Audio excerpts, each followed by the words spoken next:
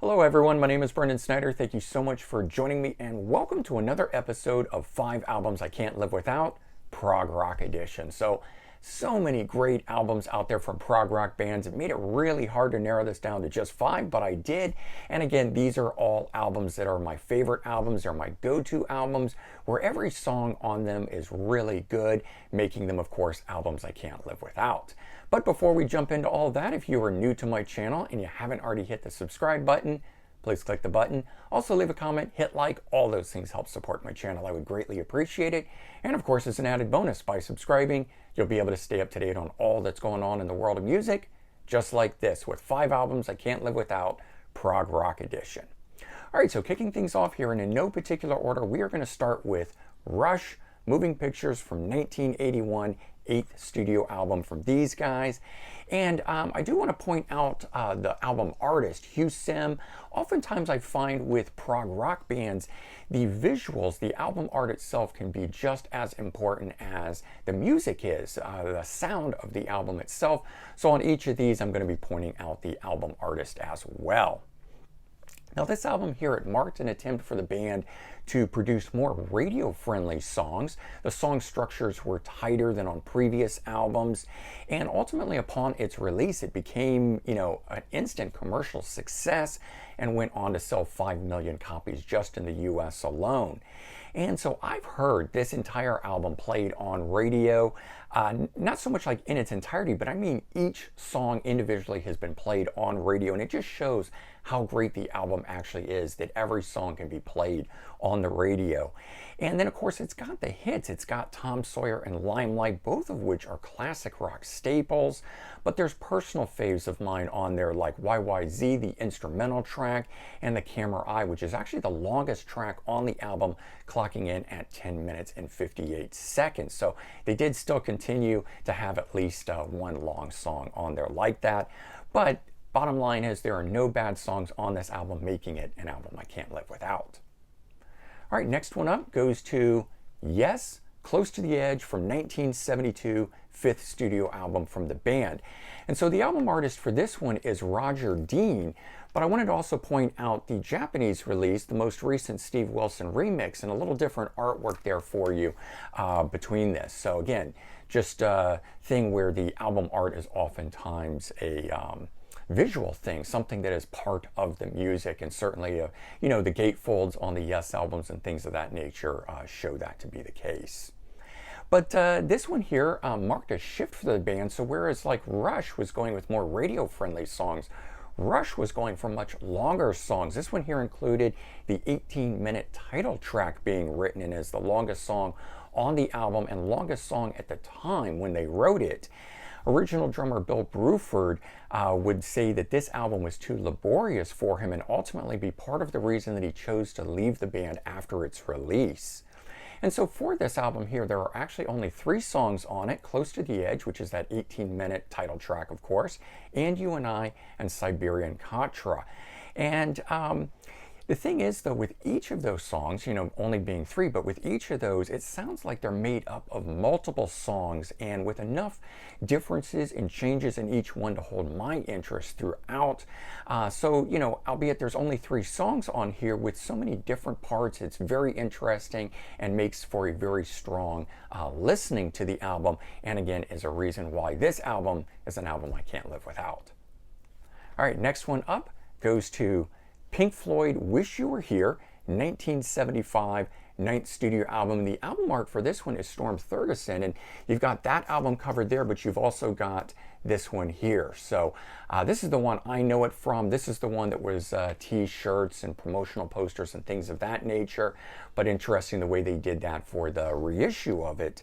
And both Rick Wright, the keyboardist, and David Gilmour, vocalist and guitar player for the band, have said that this album is their favorite of all of the Pink Floyd albums, which I can easily see why. It's such a good album.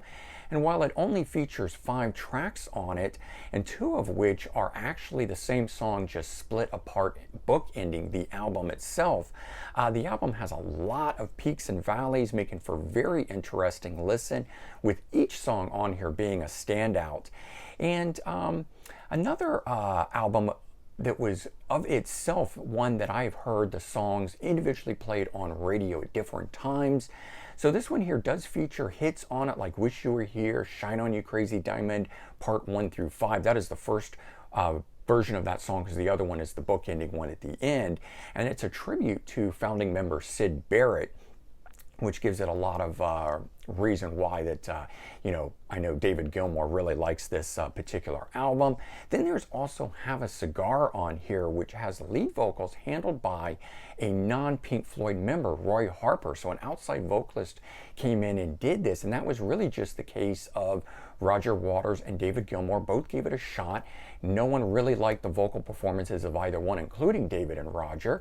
And so Roy Harper was recording down the hall. He came in and he gave it a shot. Everyone liked it and they decided to go with it. But for years, I always thought it was David Gilmour, and turns out it's not him. So I always found that kind of interesting once I learned that. And, the fact that this album is solid from start to finish, top to bottom on here, with every song being different and unique from the next on here, makes it an album that I can't live without. Okay, the next album here goes to Alan Parsons' Irobot from 1977, second studio album from these guys.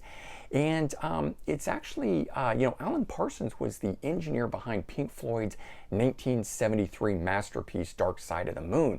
So if you hear a lot of commonalities between Pink Floyd music and Alan Parsons, that is why. And this one here is another loose concept album, and it explores the philosophical themes regarding artificial intelligence.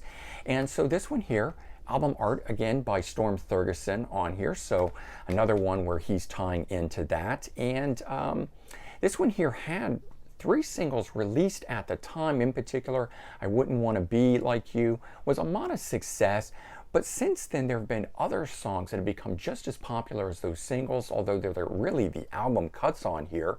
So you've got the title track Irobot, which opens the album itself and is really an instrumental track. There is a choir on it, but there's no lead vocal on it, so I've always kind of really just considered it an instrumental. But one of my favorite songs on here, Some Other Time, is another great one, as well as Breakdown. And so those are songs that turn up on greatest hits collections and things of that nature now, and now get played on classic rock radio and stuff like that. So interesting that beyond just the singles, there's more tracks that do that now. And so the whole album is really good, and it's one that I always return to, making this an album that I can't live without.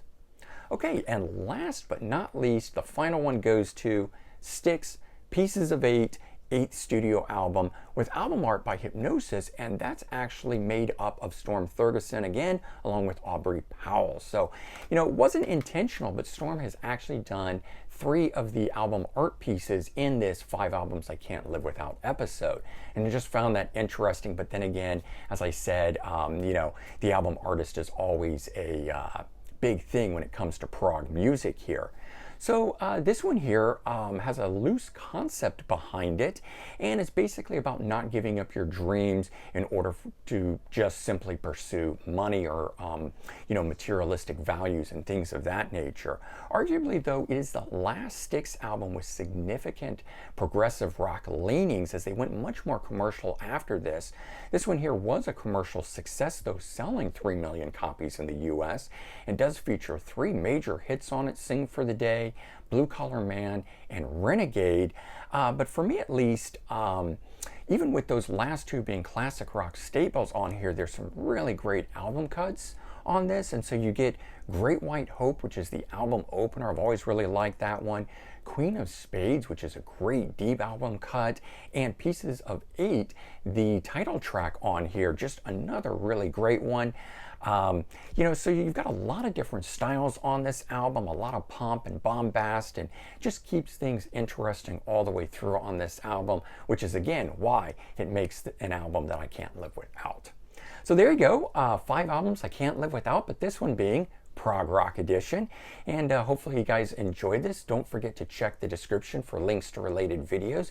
In particular, I'll leave a link to Yes, The Quest, a review for that album. It's the brand new Yes album. If you're interested in checking it out, there will be a link in the description. And then one other thing, you can see behind me there, the Rush box set called Replay, which I've done a review and unboxing for that. So a couple more prog rock things for you guys to check out if you're interested. And certainly if you will, consider sharing this video out on social media. Help spread the word that way. I would also greatly appreciate it. All right, everyone, take care. Have a great day, and I'll talk to you all real soon.